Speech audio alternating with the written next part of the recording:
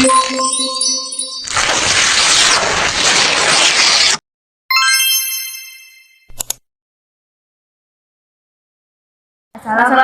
warahmatullahi wabarakatuh. Di sini kami akan mempresentasikan tentang laju reaksi dan faktor-faktor yang mempengaruhi laju reaksi dan contoh-contohnya dalam kehidupan sehari-hari. Pertama, yaitu laju reaksi. Laju reaksi adalah perubahan konsentrasi reaksi reaktan atau konsentrasi hasil reaksi produk tiap satuan waktu. Katalis adalah zat yang dapat mengubah laju reaksi tanpa dirinya mengalami perubahan kimia yang permanen. Katalisator adalah katalis yang berfungsi untuk mempercepat laju reaksi. Selanjutnya, faktor-faktor yang membawa laju reaksi.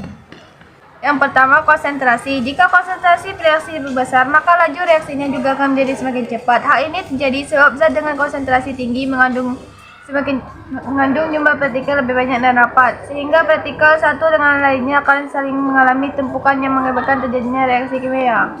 Selanjutnya, faktor-faktor yang memberi laju reaksi yang kedua. Yang kedua adalah suhu. Reaksi kimia akan berlangsung lebih cepat pada suhu tinggi, sedangkan jika suhunya rendah maka reaksi kimia akan lebih lambat.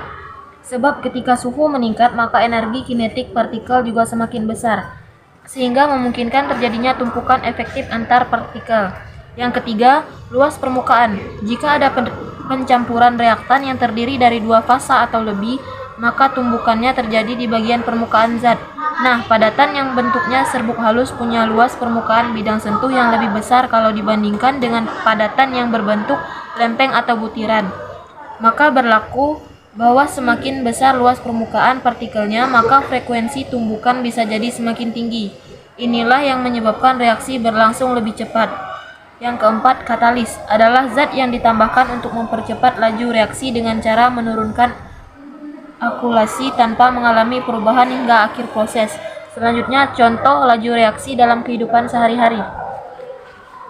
Yang pertama, pengecatan pagar rumah yang terbuat dari besi dilakukan agar lebih tahan kuat.